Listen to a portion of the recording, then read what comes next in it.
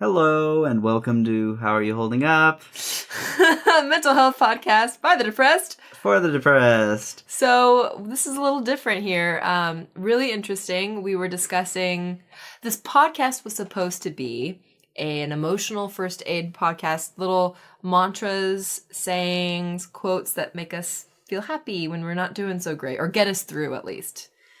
And something actually actively triggered me about 10 minutes in. And I decided to go on a 7-minute rant about gratitude and the idea of it being forced onto someone, or the idea of you needing to have gratitude.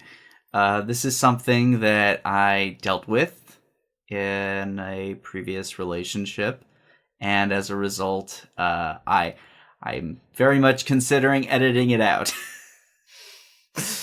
But we thought it might be an interesting example of what triggering can sound like and how quickly it can happen.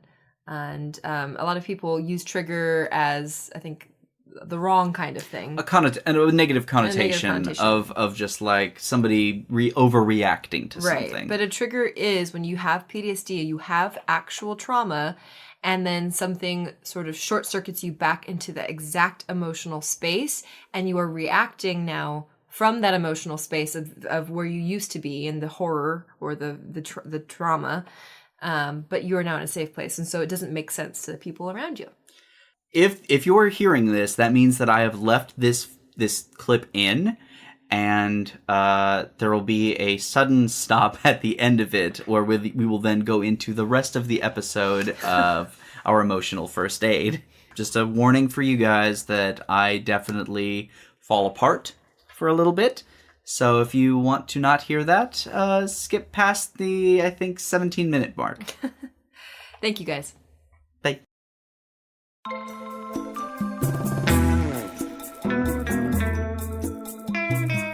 Hello and welcome to another episode of How Are You Holding Up, a mental health podcast by the depressed for the depressed. I tried to do that by memory. I'm Chris. I'm Lindsey. And as always, I'm going to ask you, Lindsey, how are you holding up? I'm alright, I guess. I haven't had any coffee or alcohol or anything really very yummy in the past few days because I'm old and I get acid reflux really bad, apparently. Yay! And health insurance stuff and work stuff, and I haven't been working for the past 3 weeks, so my schedule is weird and I'm getting weird. How are you holding up, Chris? I'm also feeling pretty weird. I took care of my acid reflux by getting over, prescription strength antacid, which is fun. We'll see if I'm on that for the rest of my life. Anyway, so this week, we're both, as you can tell from our demeanors, bit worn down, bit stressed, bit high-strung, as it were. And so we thought that this might be the time to give you guys an episode just of what we are doing to facilitate our emotional first aid, whether that is through thoughts, quotes, stories that we utilize, movies, books, TV shows, you name it. This is all the stuff that we go through when we are doing our damnedest to just hold on, or to re-grab as we let go. Yes. I'll start. So starting off, Lindsey, you've got a selection. So I have this quote. Okay, so I am not in the depths of the worst depression right now, and I think depending on where you are in your depression, some of these things won't hit you the same way. But I think really good quotes are things that can inspire different emotions in you depending on where you are in your life. And the one that I love that sticks in my mind the most is by Ralph Waldo Emerson, and it is, "The purpose of life is not to be happy. It is to be useful, to be honorable, to be compassionate, to have it make some difference that you have lived and lived well." And the reason I like this quote is because it helps me feel not left out of the happy train. Like sometimes in my mind, I think everybody is happy and feeling fulfilled and living these lovely lives. And I think, especially growing up when I was younger, I felt that way. And so having a quote like, this is not your purpose. Your whole point in life is not to figure out what, like how to make yourself happy. It's to focus on how you can help other people and how you can help the world. And so when you focus your mind on not yourself and not your misery, it can kind of get you out of that muck for a little bit. That's why I like that. That's a very good point. It does kind of remind us, especially like in a more utilitarian standpoint, like you aren't living life to be happy all the time. Yeah. You're living life, if anything, to be living life. There's not much more to it than just the experiences that you get day to day. They may not be the same every day. They may be the same every day, but they are your own experiences and they are yours to experience. I think a lot of people, and I know I do this too, you get so much anxiety over the idea that you're not living your life to the fullest. Mm-hmm. I'm going to say that is a new phenomenon with the internet and social media. Like, are you living your life to the fullest? Well, I'm not going on all these fancy trips. It's like, really, just, yeah. You know what I mean? Like, I'm not doing these fancy trips. I don't have this awesome makeup. I don't know how to do this party thing. We're shown on a far more common basis. Like, think about it this way. We used to have a TV show that existed called Lifestyles of the Rich and Famous. And that was how people got a look at, oh, wow, that's how the rich and the famous live. Right. I never would have guessed. Right. But now it's constantly shoved in our face on Instagram, on Snapchat, some Facebook. It's so fake. And so much of it is so fake and planned and rehearsed and blah, blah, blah. Yeah, exactly. So trying to live a truthful life and really figuring out what your morals are, what's going to fulfill you is probably not what you have been told by a lot of people or society was going to make you happy. What makes me happy doesn't sound very glamorous, and that might be the same for you. Yeah, no, I mean, honestly, like, when I think of my idealized life, sure, I'm busy, but... Are you like, I'm super happy all the time, just like in your little like hot tub of happiness? God, no. No, you're doing things and you're creating. When I'm being artistic and helping people figure out their dream or whatever, when I'm doing music for their project, it's miserable. It is absolutely miserable to like work on some artistic project together, but it's so satisfying. And see, the funny thing is, I have the exact opposite. I get so much glee from the planning and the procedure and the day-to-day grind of, okay, this is what we are doing, this is how we're going to make it, let's tweak this, this, and this. And by the time I'm done with the project, I never want to see it again. I never want to have anything to do with it. I want it to die in a fucking fire. I think it depends on the artistic project. Yes. However, for me, my personal experience with making music to fit someone's show, it is a feeling of this will never be finished. It is never good enough. This isn't working. This didn't record right. This, but God, I feel good. You reminded me though, the idea of not being persistently happy. A quote that I often look to when I think of how I want to be feeling in my life, ironically enough. An artist, Bob Ross, said, "You gotta have opposites. Dark and light, light and dark in painting. It's like in life. Gotta have a little sadness once in a while so you know when the good times come. I'm waiting on the good times now." Aww. And that was when, if I'm not mistaken, like I think his wife was going through cancer or something, and he was just like, horrible. It was just a really, really rough time, and he was just painting, doing the joy of painting on PBS, which was, if you haven't had a little Bob Ross in your life, go get some. Yeah, if you're anxious and you just need something in the background, that's I think it's on Netflix right now. It is on Netflix. There's 2 different seasons of it. Both of which are amazing, and I fall asleep to quite often. Yeah, because when you're lonely and anxious and in your own head about the misery of living, having somebody else being like, "Hey, bud, it's okay." Yeah, we're just going to paint some happy little trees today. And also, I've got a squirrel in my pocket. You didn't notice that I had a squirrel in my pocket, but I got a squirrel in my pocket. That's Bob Ross, in a nutshell. Get it? Nah, squirrels, nutshells. Oh, no. Help us. Yeah.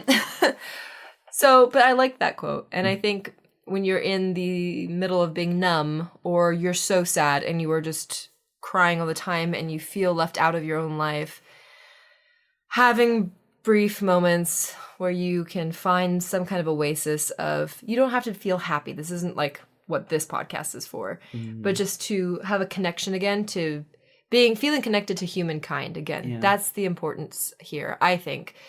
We're not made to be happy all the time. It's impossible. There's going to be times where you're so sad and you're so stressed or you're scared. And there are so many people going through the same thing. And so you're not alone. You're never alone. And it's hard to remember that. Yeah. When you're cut off by your depression. It is incredibly difficult to even remember what it was like to be happy when you're that cut off. Yeah. There's another quote, but it's kind of along the same lines. There is no exercise better for the heart than reaching down and lifting people up. So I've had some really horrific breakups where it was basically like going through a divorce in some ways, where it's like, you move out because you were living together, so you have to get your stuff back. Maybe you have an animal that you were sharing, Who gets to keep the friends? Yes, the friends. That's so heartbreaking, the seeing who sides with who, especially if there was cheating involved or abuse. Yeah.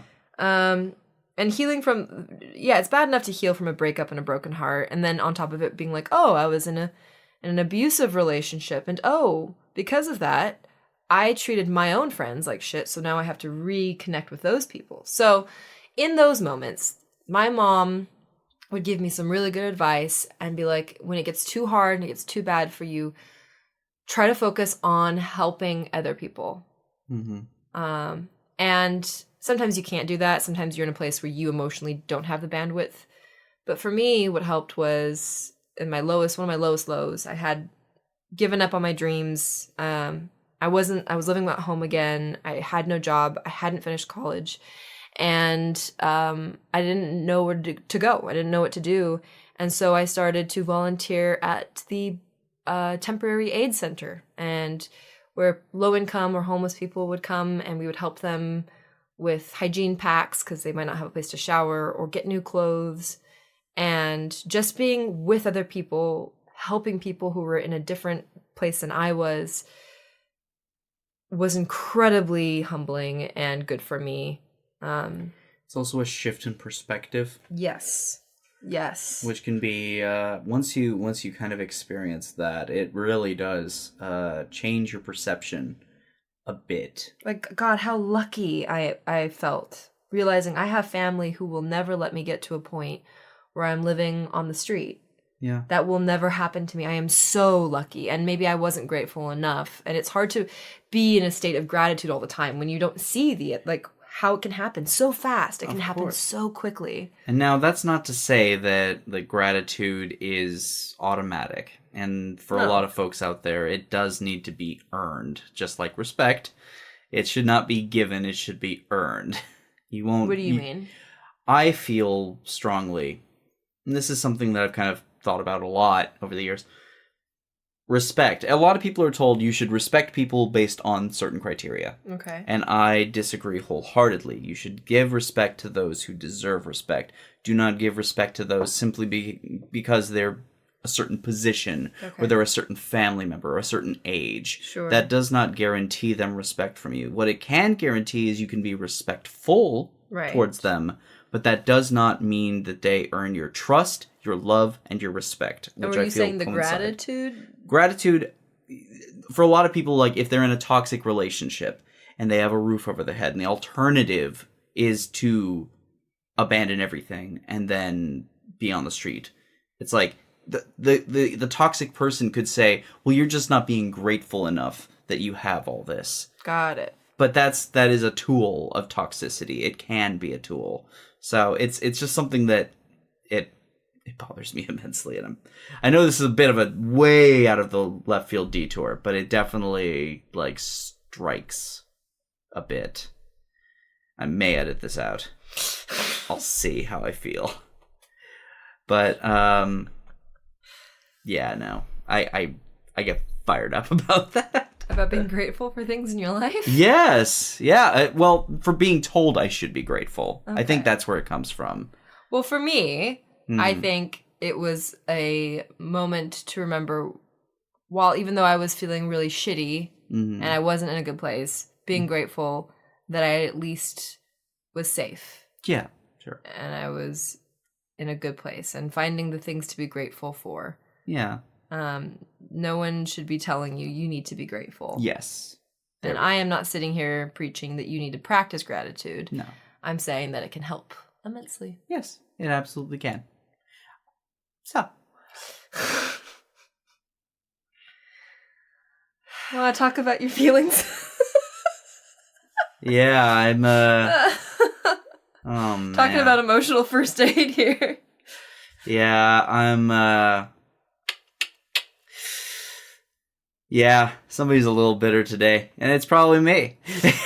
It's definitely me. I'm a bitter little pill today, and I don't know. I'm just, everything sucks. Everything sucks, and it sucks more because I keep embracing the shittiness that's happening to everybody around me, and so it becomes my problem as well. Because I'm just like, oh, everybody else I know is going through rough shit, so here I am. I can't not go through rough shit, like, not with them, because I feel bad. My empathy's on overload. It's on stupid overload right now. That sounds like codependency when you're taking on other people's problems. Yup. and then I get mad at myself for recognizing it, and because it's a habit that I'm still not breaking. But it comes from a good place. Codependency comes from somebody who wants to help and has an over amount of empathy. It's an unhealthy way to handle certain situations, but it's not because you're a bad person. Yeah. You're not like narcissistically trying to.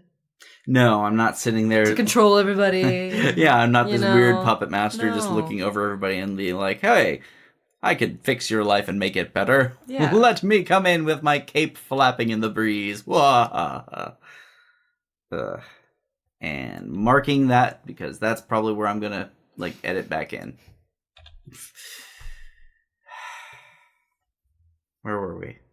I don't even know. I was trying to talk about gratitude. I was talking about helping other people. Yeah. And how that can help you. Yeah. And that's why we're doing this fucking podcast, right? Because sometimes being in your own head gets too much. Yeah.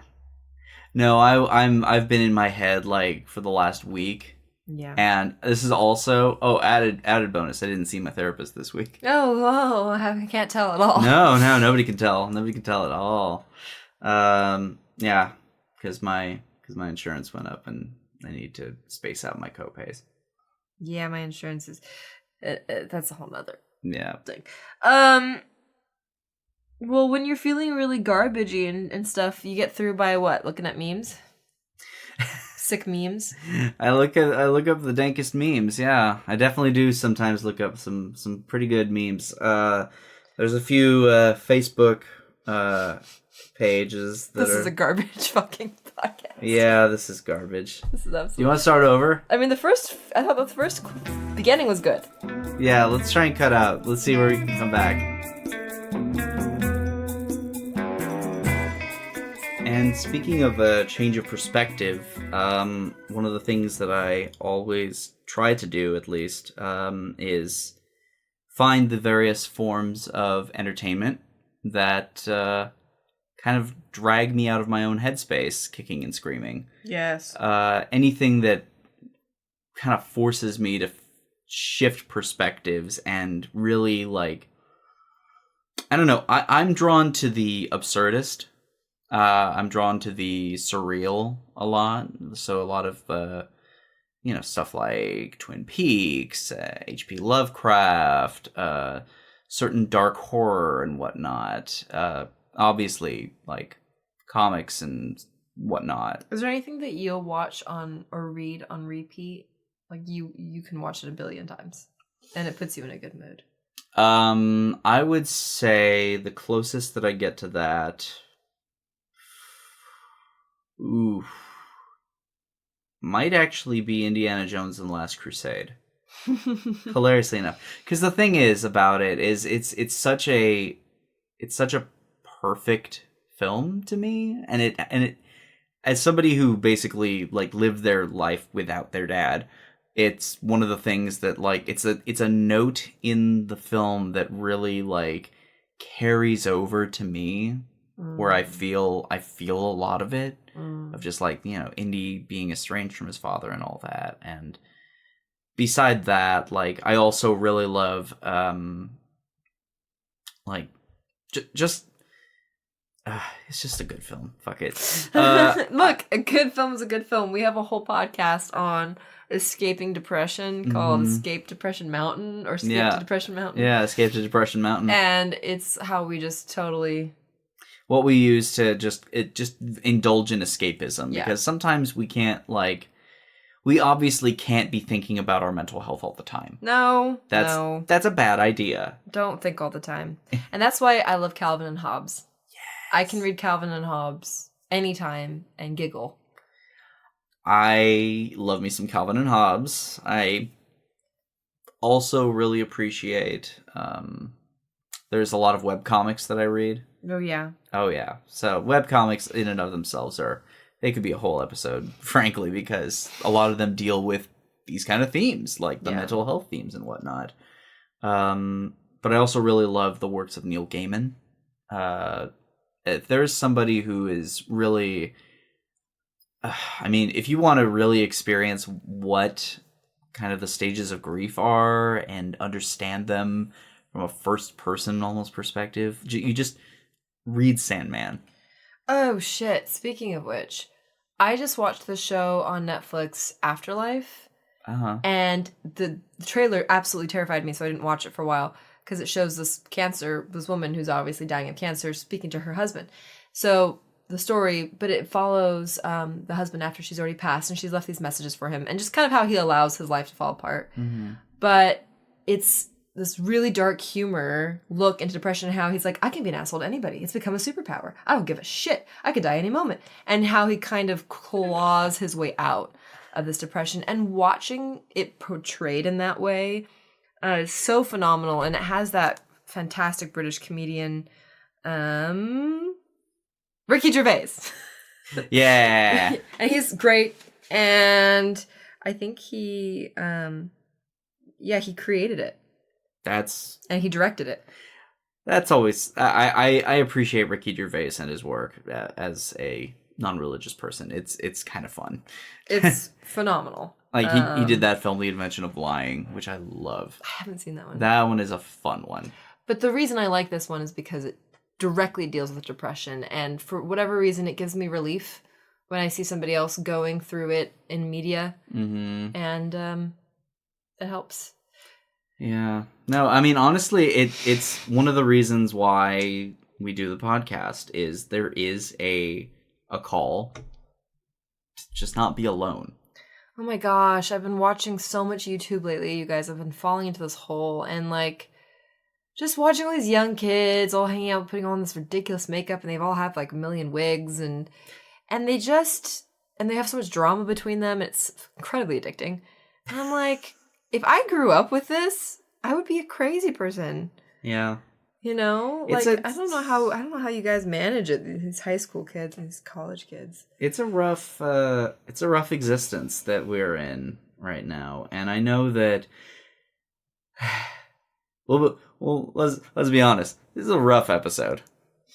We're both in a rough space right now. Yeah, we're not in all together. No. Here, and we know that we know you guys are gonna understand because you're probably. If you're not going through this, you've been through this, where your thoughts are scattered, your ability to even just get through a single sentence. Yeah, my memory is shot. I think my whatever B12 magic was happening is gone from me now. Mm-hmm. Yeah, no, it's been gone from me for like weeks now. But we are going to have to... using another quote, and one that I think I've used in the podcast before, and one that I will probably use many times from now. We are going to do the best we can with what we have, where we are. And that is all we can do. Keep moving forward. Yes. Do the best you can with what you've got where you are. And I hope that you guys laughed at a mistake you did last week, because it was totally worth doing. Yeah. I'm miserable that I can't have any snacks with my acid reflux, so just think about how alone I am without my snacks. I mean, I'm on week 3 of the Whole30 diet. Feel sorry for us. Yeah, feel sorry for us. Guys, thank you so much for tuning in. We hope that you enjoyed our rough ride with you. Yeah, as always. Such is life. Yeah, right. As for us, as always, follow us on Instagram at HAYHU Podcast. Like our Facebook page, and if you want to send us something directly, go ahead and email mailbag@howareyoholdingup.com. Check out the subreddit, How Are You Holding Up? And we would love to hear from you guys how you guys get through. Yes. What is your emotional first aid? Do you have any quotes that help you get through while you're driving and not try and scream at the people next to you? Or what gets you through? Do you have mantras? Yeah. You like mantras? I like mantras. Those are super fun. Probably could have mentioned a few in here. Oh, well, we didn't. So there you go. Send them to us. Yeah, send us your mantras. We need help, obviously. Thank you guys so much for listening. And as always, don't tell us to just get over it.